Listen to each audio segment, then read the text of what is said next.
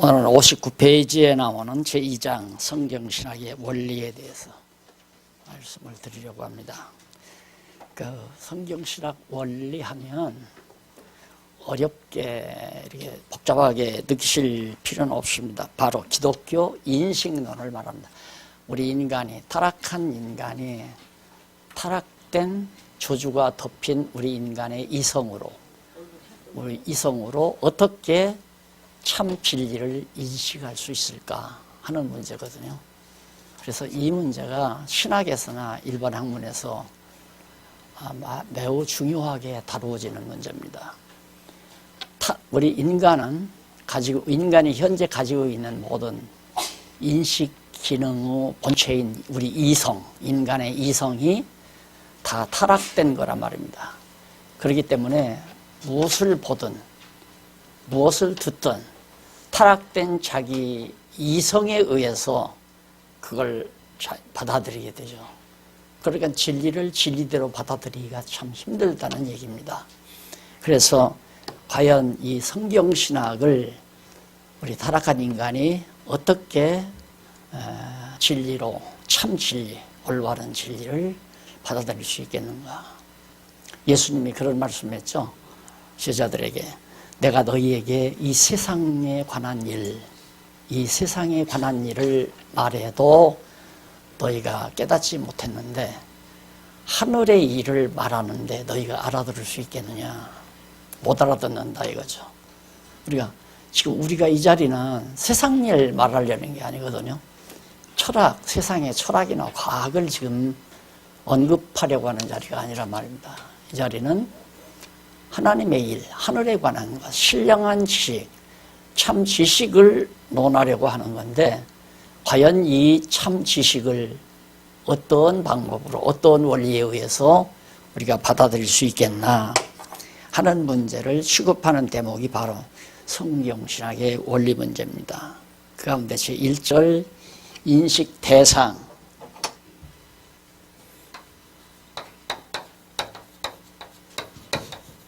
인식 대상, 대상은 하나님,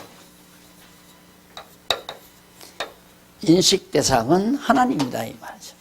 그러니까 우리가 지금 공부하는 이 공부가 뭘 인식하기, 뭘 알기 위해서 지금 배우는가? 하나님 알기 위해서 배운다는 얘기죠. 하나님을 알기 위해서. 그래서 하나님을 아는 것이 지식의 근본이다. 이렇게 하나님을 모르면 뿌리 없는 나무와 같잖아요. 근본이니까. 근본은 뿌리라는 얘기거든요. 지식의 뿌리. 그러니까 하나님을 알면 지식의 뿌리를 갖추고 있다는 얘기죠. 뿌리 있는 나무는 자라나게 되고 잎이 피고 꽃이 피고 열매를 맺잖아요. 뿌리가 있으니까. 그러니까 가장 근본적인 지식은 하나님을 아는 건데 하나님은 눈으로 보이지도 않아요. 붙잡을 수도 없어요. 있는지 없는지도 확인할 수도 없어요. 그런 대상으로 살아가려고 하느냐? 하나님을 알고 싶어 한다. 사실 신자나 불신자나 모든 인간은 근원을 알고 싶어 해요. 근원.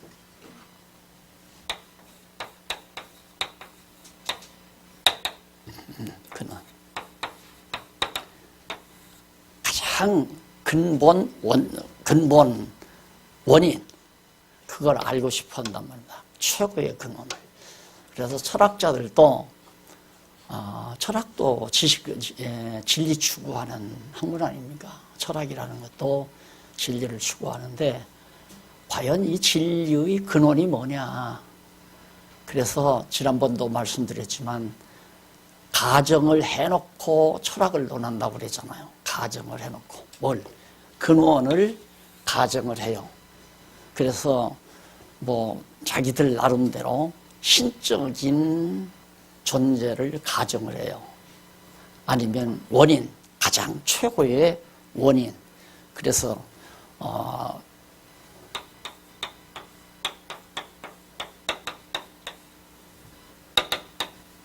최고 원인.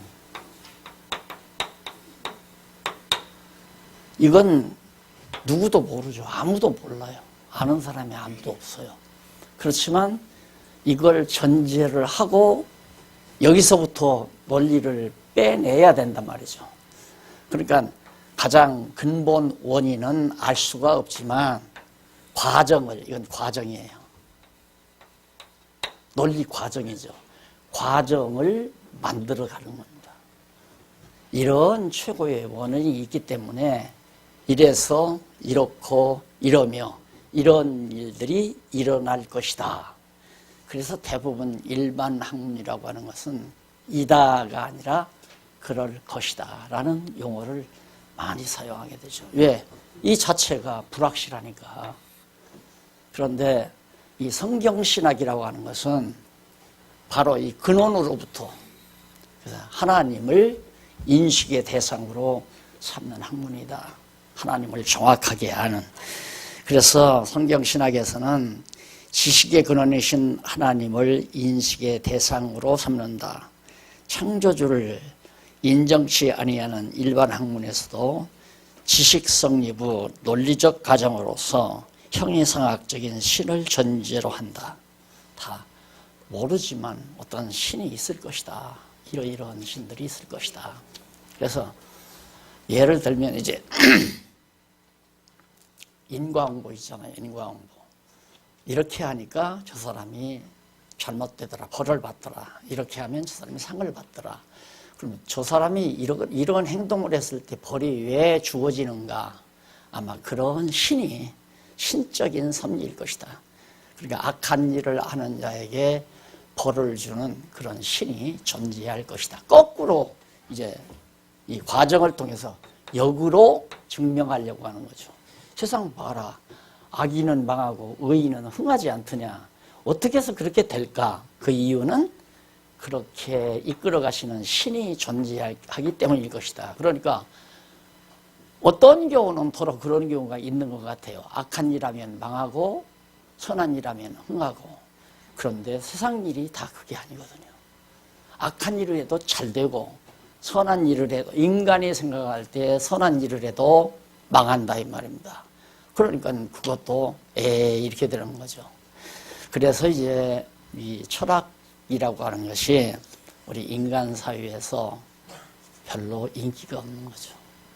맞지 않는다 그건. 그래서 정말 우리 성경신학의 원리 중에 첫 번째 인식의 대상이 하나님이다 하는 것은 참으로 놀라운 사건이죠. 그래서 거기 밑에 풋노트에 보면 한쪽 가로 1번 나오죠. 시편 111편 20절에 보면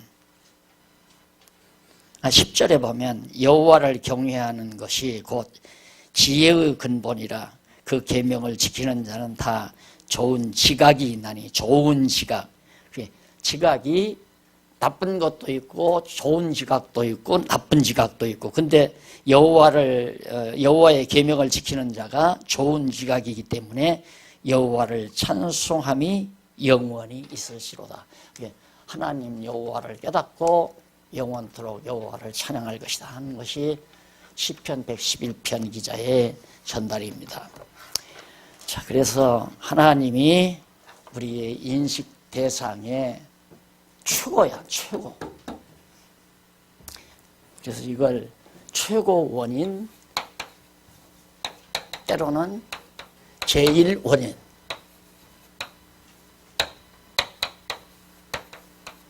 제일 원인, 출발이라는 제 첫 번째 원인. 그러니까 이 모든 만사가 다 이 세상의 만사 만물이 원인이 있을 거다 이거예요. 저 사람이 예를 들어서 저렇게 사망하게 된 것은 사망의 원인도 있고, 또 나무가 자라고 열매 맺는 것도 어떤 원인이 있을 것이다. 역사가 어두워져 가는 것도 어떤 원인이 있을 거다. 원인 없는 만사만물은 없다 이거죠. 그래서 제일 원인은 가짜로 정해놓고 논리를 펴나가는 것이 일반 학문이고 세속적인 학문입니다. 그러니까 그건 하면 할수록 더 몸만 피곤하고, 세속적인 학문은 하면 할수록 확신이 오는 게 아니라 제1 원인 자체가 희미하니까 나머지 논리도 확실한 것이 아니잖아요. 그래서 인기가 없어져 버린 것이에요. 그래가지고 결국 이제 발전하는 게 뭐냐면 과학이에요. 과학도 하나의 철학이거든요. 경험 철학. 이렇게 제1원인을 만들어 놓고 논리 전개를 해나가는 것은 관념 철학에 속하는 거거든요. 관념 철학. 그러니까 이런 관념 철학 가지고는 인간의 지성을 만족시킬 수 없다. 이렇게 생각을 해서 이제 경험 철학으로 빠져나가요. 경험 철학이란 물질을 하나 놓고 만원경으로 현미경으로 일일이 살펴봐서 내가 경험적으로 내가 볼 수 있고 만질 수 있는 구체적인 실증을 얻고자 하는 것이 과학이죠. 그러니까 과학은 실험을 아주 중요시 하잖아요. 이게 뭐냐, 물질이라는 게, 이 물질이란 뭐냐, 이걸 분해를 하죠. 분해해서 아주 작은 알갱이를 현미경으로 살펴서, 아, 이것은 이런 것들이 모아져서 이게 됐다라고 말을 하려고 하는 것이 과학의 노력이죠. 그런데 과학이 이제 우주를 설명하려고, 세계를 설명하려고 노력을 해서 결국 물질이란 뭔가, 그리고 물리학이라는 게 있잖아요. 이 물질이 뭔가 해서 물질을 결론 내리기 위해서 물질 자체를 쪼개고 또 쪼개고 계속해서 쪼개니까 나중에는 눈으로 거의 볼 수 없을 정도의 알갱이로 바뀌어질 거 아니에요. 그걸 현미경으로 또 놓고 그걸 분해해 보니까 나중에는 아주 눈으로도 잘 보이지 아니하는 작은 알갱이, 그것이 이제 모아져서 물질이 됐으니까 그걸 분해해 보니까 아무것도 없어져 버린다고. 아무것도 존재하지 않는다 그 말이에요. 그러면 아무것도 존재하지 아니하는 상태에서 결국 물질이라는 게 나왔다고 얘기가 돼야 되잖아요. 그것이 과학의 한계예요.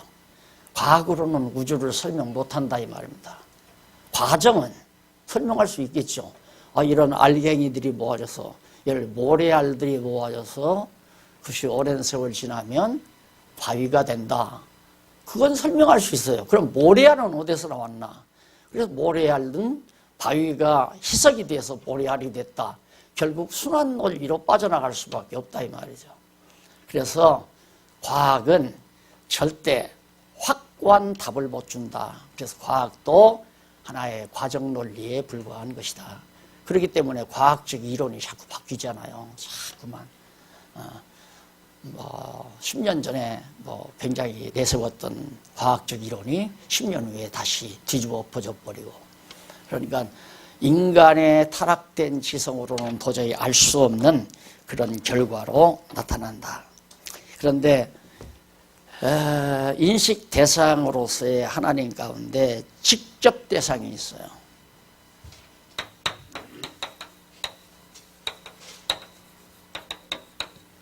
직접적인 대상. 그러니까 우리가 성경 신학을 해나가는데 그 원리 중에 하나님이 인식의 대상인데 그 인식 대상 중에 직접 대상, 하나님을 직접적으로 우리가, 그러니까 하나님이라고 하는 분은 직접 대상이다. 그 다음 두 번째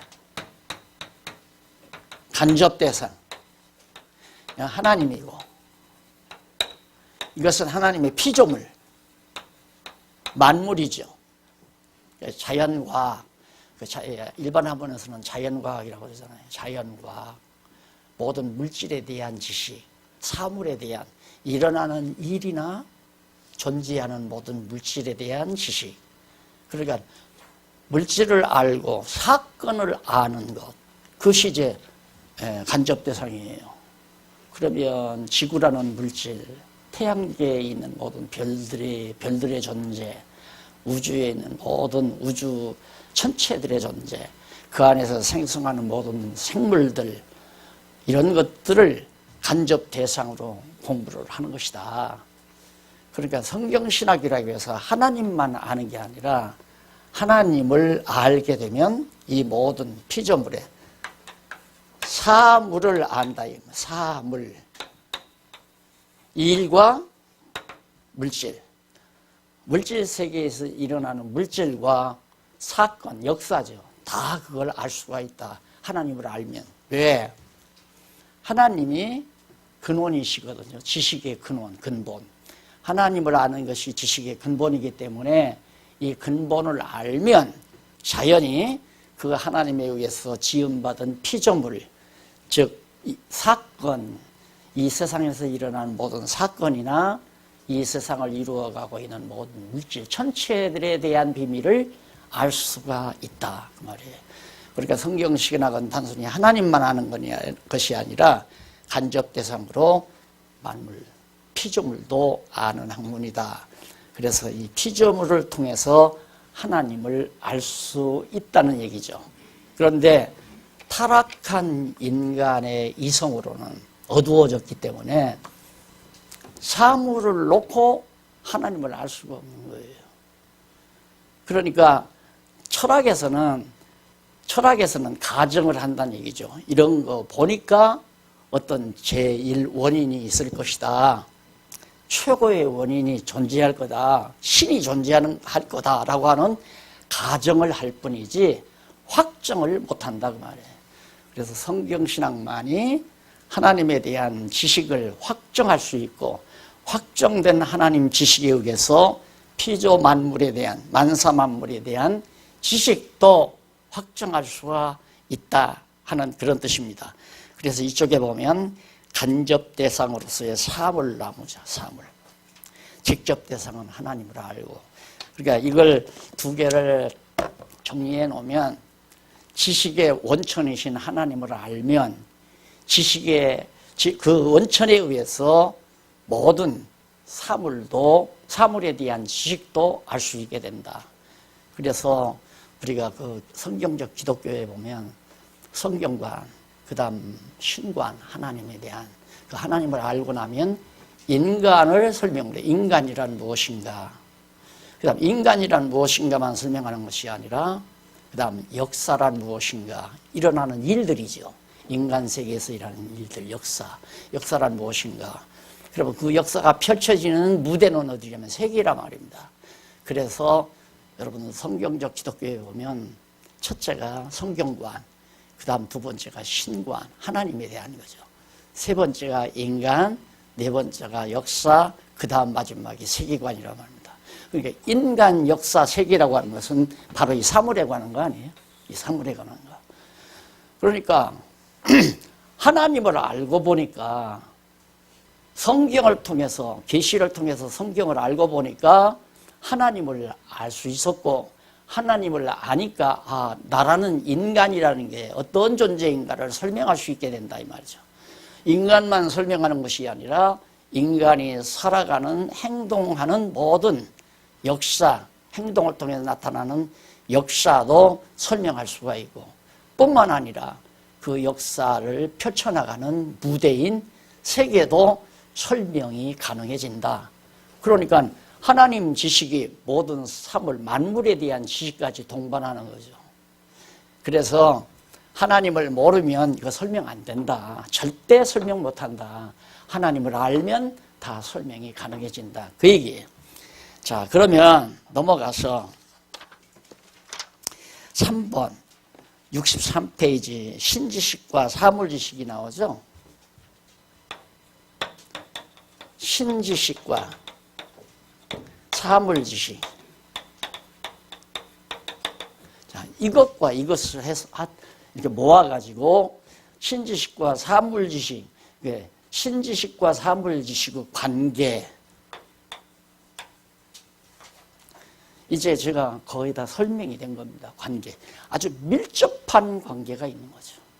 그러니까 아무리 세상 지식을 정말 화려하게 오랜 동안 깊이 연구를 해도 하나님을 모르면 다 불확실한 것들이다. 그 지식의 결론이 나올 수가 없어요. 그러니까 하나님을 모르는 상태에서 간접 대상인 피조물에 대한 사물 지식이죠. 이 지식은 그럴 것이다, 저럴 것이다 라고 하는 가정은 할 수 있지만 이렇다, 저렇다라고 확정은 할 수 없는 것이 바로 세속적인 지식입니다. 그래서 하나님을 모르는 상태와 하나님을 아는 상태에서 사물을 아는 것은 전혀 다르죠. 아주 전혀.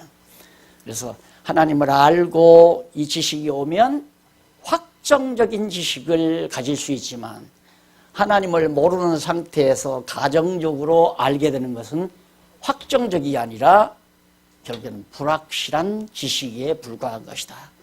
과정적으로 나타나는 일만 나타나는 거다. 예를 들면 모든 일이라고 하는 것은 그 전제가 있잖아요. 내가 여기 와서 강의하게 된 것은 아침 6시에 일어나서 준비하고 밥 먹고 여기를 와서 시간 내에 강의하는 거란 말입니다.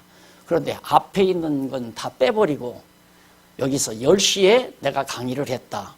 이 말은 맞기는 맞는 얘기죠. 그러나 과거는 모르잖아요. 과거 내가 어떻게 해서 여기서 10시부터 강의하게 됐는지. 그러니까 모든 지식이라고 하는 것은 다 퍼즐이 맞아 떨어지듯이 맞춰져야 돼요. 그래야 정확하다 말입니다. 퍼즐을 맞추지 아니하고 일개의 퍼즐만 놓고 얘기하면 그런 것 같다 저런 것 같다. 예를 들면 이런 퍼즐 조각이 하나 있어요. 그런데 딱 이렇게 나와서 이런 그림이 하나 딱 있어요. 그러니까 이 그림을 놓고 어떤 사람은 야, 염소의 앞다리 앞발이다. 염소의 뒷발이다. 아니야, 말의 뒷발이다. 아니야, 소의 뒷발이다. 이거 갈라진 것 보니까 소발이다. 노루발이다. 다 그럴듯해요. 정확하게 모른다 이 말이에요. 퍼즐 한 조각만 가지고는. 그러니까 알면 다 알고 모르면 다 모르는 거다. 알면 다 알고 모르면 다 모르는 거다. 세상 지식도 마찬가지예요. 세상 지식도 물리학이나 철학이나 모든 학문들이 인문학이나 이런 학문들이 알면 완벽하게 다 알아지는 거고 모르면 다 모르는 거고 그럴듯하죠. 염소발이라고 해도 그럴듯하고 노루발이라고 해도 그럴듯하고 소발이라고 해도 그럴듯하고 다 그럴듯하지만 아니다 그 말이에요. 이게 연결이 돼서 음모하고 이렇게 해서 소가 이렇게 돼가지고 이어지면 소발이다 맞다 확정 떨어지죠. 확실하게 다 하니까 전체를 다 하니까 마찬가지로 하나님을 알면 근본을 알기 때문에 그 근본에 의해서 풀어가는 자연과학이나 인문과학이나 모든 과학들이 정확하게 해답이 떨어질 수가 있다. 그런 뜻입니다. 그래서 신지식과 사물지식과의 관계는 뗄래야 뗄 수가 없어요. 하나님을 알면 나를 알아요. 인생을 안다 이 말입니다. 인생이란 무엇인가? 모든 철학자들이 인생이란 무엇인가를 설명하기 위해서 별의별 소리를 해요. 인생은 바다의 일엽편주와 같다. 바다에 떠다니는 조그마한 배조각이나 같다. 또 인생은 자기들 나름대로 고해 인생이라고 하는 것은 고난 많은 바다에서의 생활이다. 이렇게 설명도 하고. 그러나 하나님을 알게 되면 인간이란 무엇인가가 정확한 해답이 나오고 자연 만물이 무엇인가도 정확하게 나타난다 이 말입니다. 그래서 사물지식과 신지식과의 관계는 떨어지면 안 된다. 밀접한 관계가 있다. 그리고서 이제 2절에 보면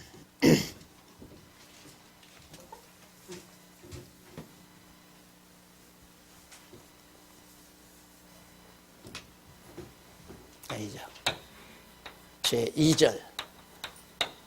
2절에 보면 인식 도구로서의 성경 계시, 인식 도구로서의 성경 계시에도 돼. 자, 무엇을 알기 위해서 우리가 성경신학을 하나? 바로 하나님을 알기 위해서 성경신학을 한다. 그런데 하나님을 알면 하나님만 아는 것으로 끝나는 게 아니라 모든 사물에 대한 지식도 다 곁따라온다. 이 얘기예요. 그러면 도대체 인식, 그렇게 하나님을 알 수 있는 어떤 교과서가 뭐냐? 도구죠. 뭘 가지고 하나님을 알 수가 있느냐? 그렇죠. 뭐 근거가 있어야 하나님을 알 거 아니에요. 그냥 눈 감고 상상해서 하나님을 알 수 있는 것도 아니고 어떤 알 수 있는 도구가 있어야 되는데, 그러니까 학교에 가서 이제 수학을 공부하려면 수학책이 있어야 되잖아요. 수학책. 수학이라고 하는 교과서를 통해서 수학이라고 하는 진리를 하나하나 얻어가는 것처럼 하나님을 아는데도 도구가 필요하다 이 말이에요. 그 도구가 바로 성경 계시다. 성경 이외에는 하나님을 알 만한 도구가 이 세상에는 전혀 없습니다. 어떤 그 무엇도 하나님의 존재를 입증할 만한 도구가 이 세상에는 없다 이 말이죠. 영국의 대형 도서관에 가서 뒤져봐도 성경 이외에는 하나님에 관한 지식을 못 얻는다. 어떤 책을 통해서도, 어떤 물건을 통해서도, 어떤 사건을 통해서도 하나님을 정확하게 알 수 있는 일은 없다. 자, 그러면 인간은 보통 인간을 향해서 지성인이라고, 저 사람 참 지성인이야 할 때, 지성인이라는 말은 많은 걸 알고 있는, 지식이 있는 사람이라는 얘기거든요. 그러면 오늘 하나님을 아는 사람은 지식의 뿌리 자체를 알고 있기 때문에 그 나머지 모든 것에 대한 내용도 다 알고 있어서 참 지식인 아니에요. 정말 하나님을 아는 자가 진짜 지식인이라고 하죠. 지성인이라고 할 수 있다 이거예요.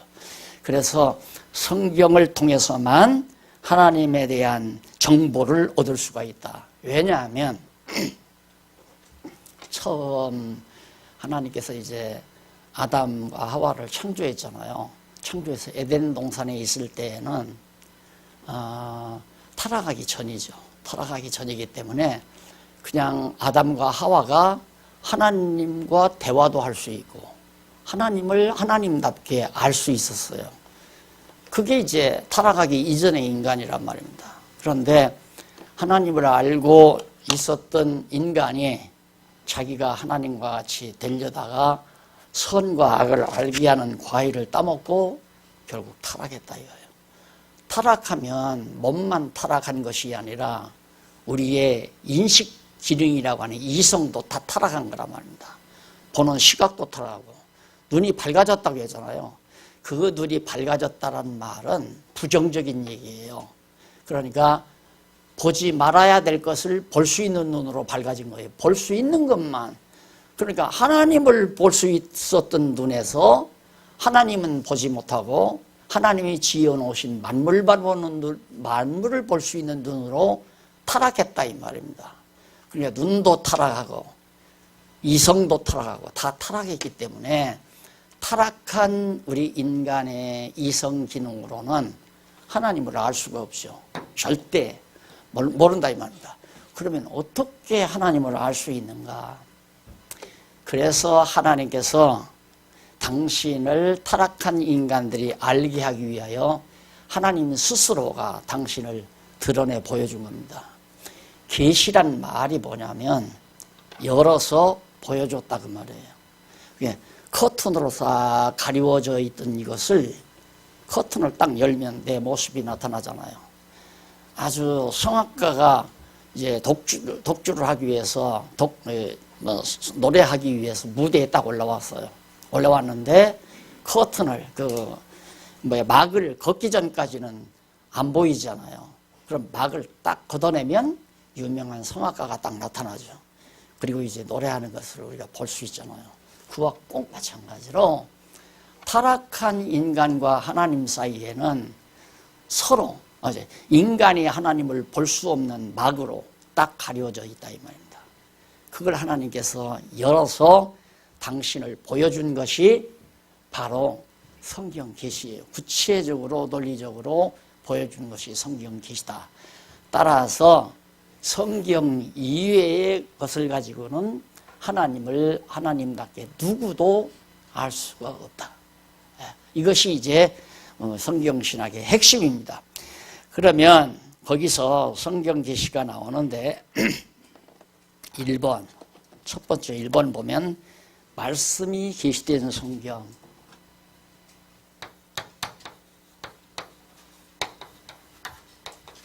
계시된 성경. 여기서 말씀이 계시됐다 했을 때는 소리의 부호를 말하는 게 아니에요. 소리의 부호. 그러니까 나 피곤하다.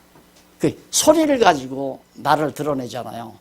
그 언어로 내 상태를 드러낸 거거든요. 근데 여기서 말씀은, 이 말씀이라고 하는 것은 하나님의 내면 속에 간직하고 있는 하나님의 뜻을 말하는 거예요. 그래서 그걸 로고스라고 한다고 그랬어요. 로고스. 로고스. 하나님의 말씀. 레마란 말이 아니라 말씀, 로고스. 하나님의 뜻을 드러내셨다. 그 말이에요. 그러면 하나님께서 너 이것을 먹는 날에는 죽으리라. 그렇게 말씀하잖아요. 그것도 하나님의 말씀은 말씀이죠. 왜? 하나님의 뜻을 드러내기 위한 하나의 부호였으니까. 그러나 여기서 말하는 것은 하나님의 내면에 간직하고 있는 모든 것들을 드러내는, 그 뜻을 드러내는 것을 말씀이라고 한다.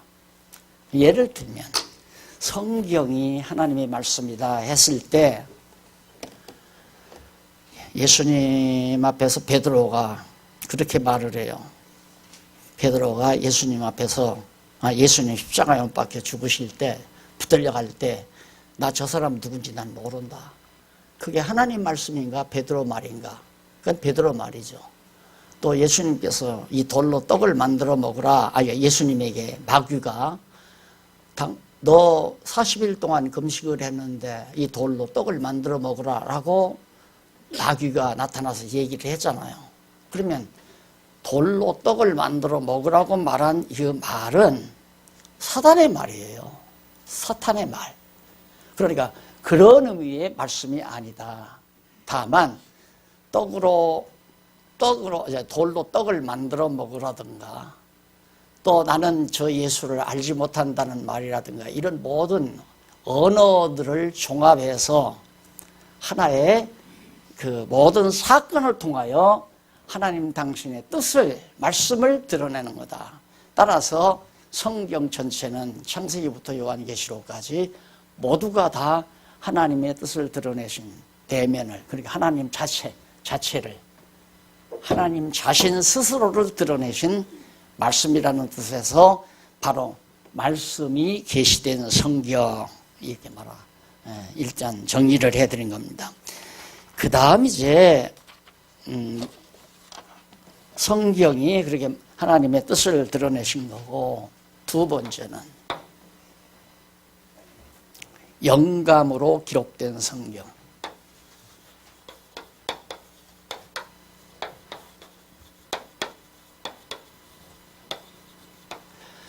이 인식 도구로서의 우리들이 이제 교과서죠. 하나님을 배우는 유일한 교과서. 인식 도구로서의 성경 계시가 하나님의 뜻이 담겨진 성경인데, 그 성경이 어떻게 기록이 되어 있는가? 영감으로 기록됐다 이 말입니다.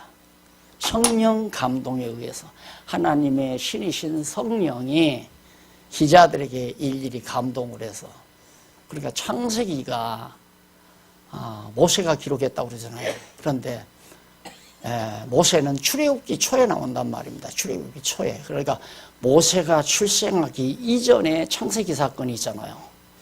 그러면 모세가 어떻게 그걸 기록했겠나? 하나님의 영이 감동하지 않고는 천지 창조 아담이 기록했다면 또 말이 되겠어요. 그렇죠? 창세기는 아담이 기록했다 하다든가, 아담의 아들 셋이 기록했다, 셋이 기록했다, 이렇게 얘기하면 초기의 사람이니까 기록할 수도 있잖아요. 그런데 한참 지나서, 아브라함 때를 지나서 모세 때 와서야 모세가 창세기를 기록했다 그 말이거든요. 그러면 어떻게 해서 기록했나? 모세에게 성령으로, 하나님의 영으로 감동해서 지나간 과거 사건, 과거를 통해서 과거에 드러내신 하나님의 뜻을 창세기에 다 드러낸 것이다. 그럼 우리가 성경을 공부할 때 보면 창세기 내용과 출애굽기 내용이 잘 연결되잖아요. 그러니까 창세기에서 팔려간 요셉이, 창세기에서 팔려간 요셉 때 팔려갔으므로 이스라엘 자손들이 애굽에 가서 살게 됐다 이 말입니다. 그때 살게 돼서 번창한 백성들이 출애굽기에 나오잖아요. 그러니까 창세기 없이 출애굽기는 존재할 수가 없죠. 그렇잖아요. 그러니까 모세가 기록했다 하더라도 영감으로 기록되지 않았으면 어떻게 그걸 기록할 수가 있어요. 그래서 성경은 영감으로 기록이 됐다.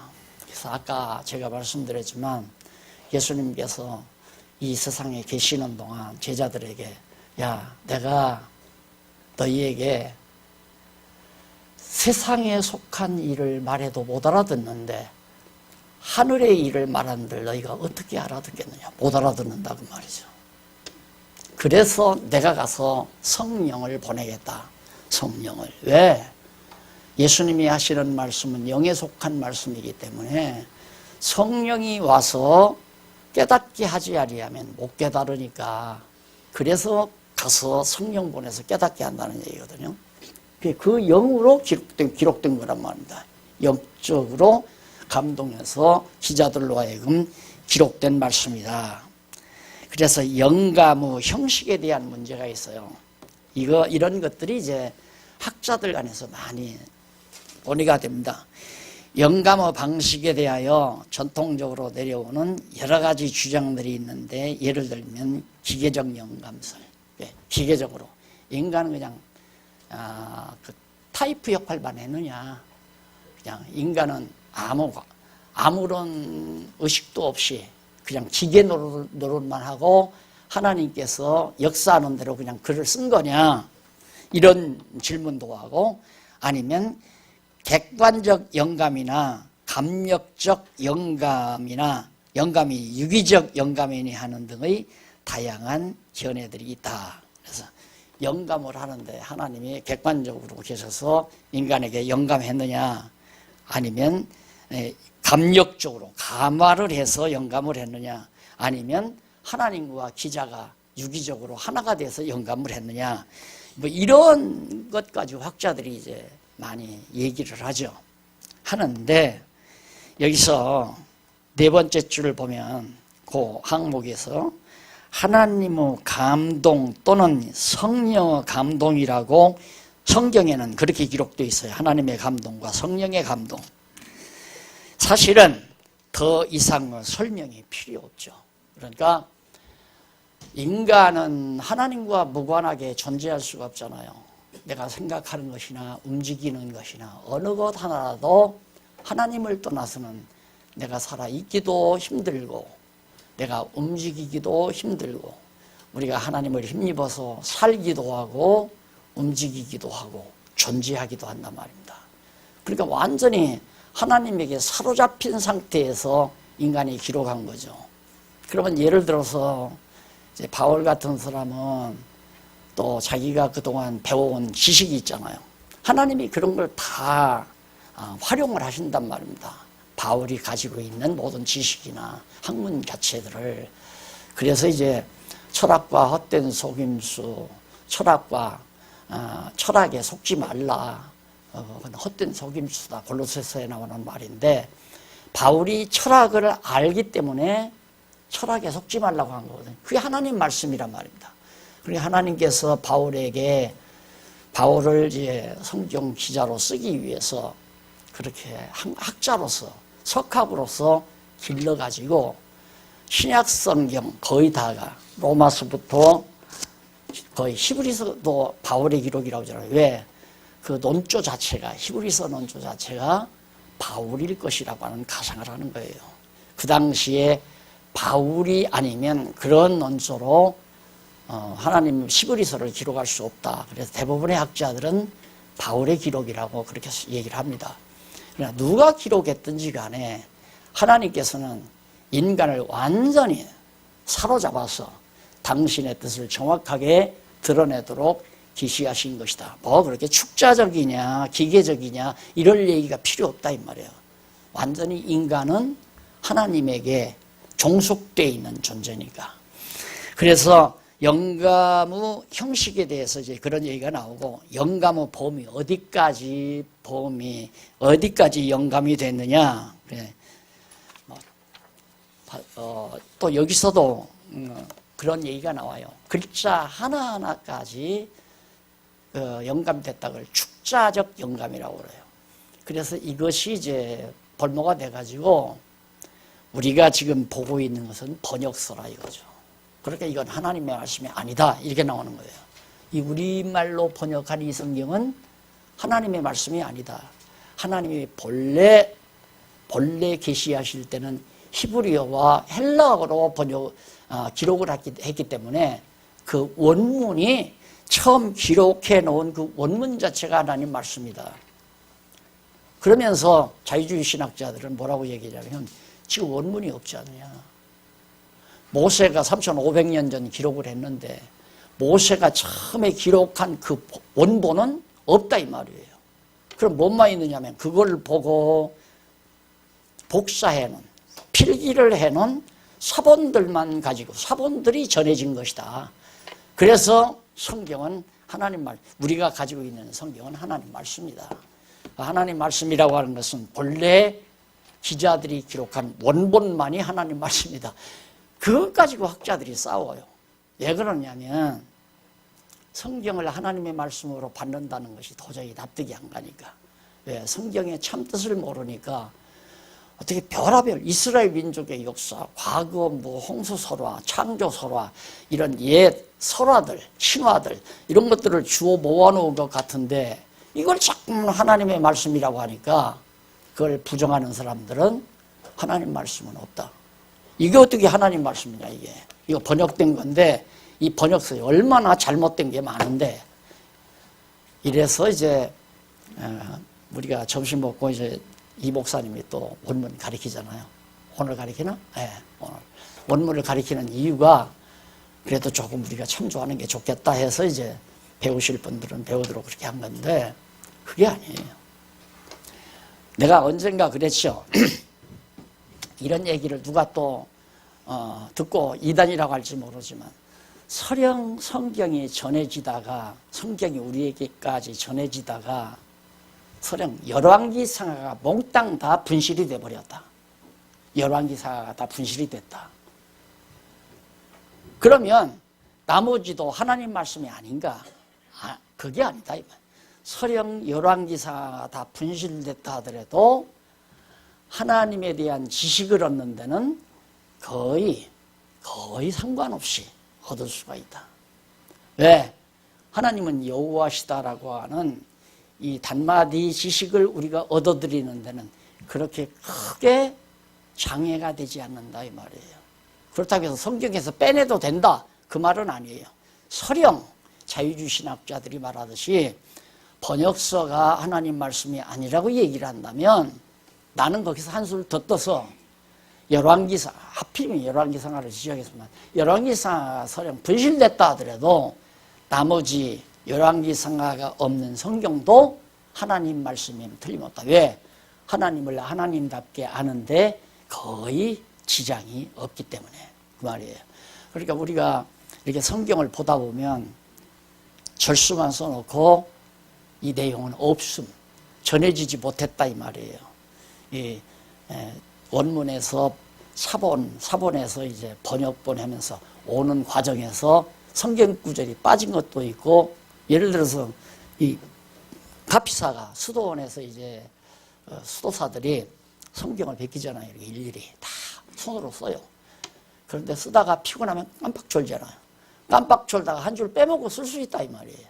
그런 것들 때문에 더러 많은 건 아니지만 더러 주어가 바뀔 수도 있고 동사가 타동사가 능동사가 될 수도 있고 그런 게 있지만은 하나님의 전체의 뜻을 담은 성경 전체에서 우리가 하나님에 대한 지식을 얻는 데는 크게 장애가 되지 않는다.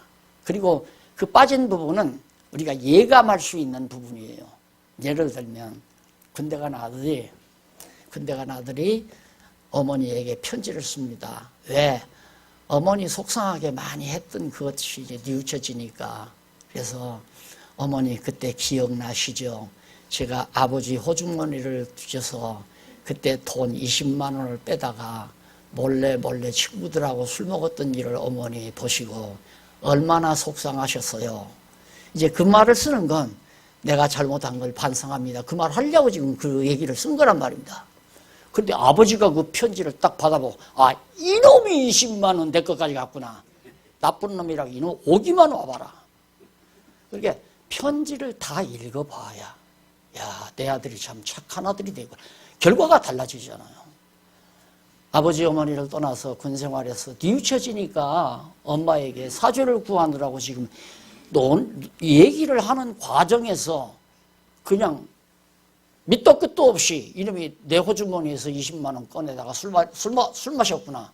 이것만 기억하고 아들을 몽둥이로 잡치려고 그렇게 생각하는 아버지의 생각이 잘못이지 않느냐. 무슨 얘기냐면 성경을 읽다가 어느 한 부분이 예를 들어서 잘려나갔다. 지금은 성경 구하기가 참 많지만은 내가 성경을 하나 구해서 참 애지중지 잘 보관하고 있었어요. 그런데 아이놈이 그게 무슨 책인지도 모르고 그걸 여기서 한 장 저기서 한 장 떠다가 잘라다가 표딱지 만들어서 애들하고 이거하고 돌아서 사라졌다 이거요. 그러면 몇 페이지 없어진 성경을 가지고 하나님을 알 수 있나 없나? 나는 알 수 있다고 생각하는 거예요. 충분히 알 수 있다.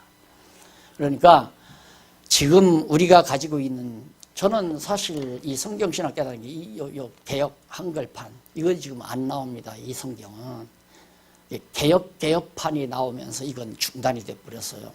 그리고 이제 다시 현대어로 바꾼다고 해서 바른 성경 나오기도 하고 그랬는데 난 이것 보고 연구했거든요. 근데 이거 잘못된 데가 많단 말입니다. 이것도 번역을 잘못한 부분이. 그래서 번역 잘못한 부분을 내가 이렇게 가다듬어 가면서 연구했지만은 충분히 서령 번역을 예를 들어서 타동사를 능동사로 번역했다거나 하나님의 확정적인 언어를 갖다가 가정법으로 번역을 했어도 그걸 찾아내서 얘기했잖아요. 번역을 제대로 잡아놨잖아요. 그러니까 이 성경이 여기서 영감으로 기록된 성경이라고 하는 것은 정말 하나님의 성령의 역사 없이는 우리가 성경을 깨달을 수가 없다 하는 결론을 가질 수가 있다는 얘기입니다. 자, 차 한 잔 드시고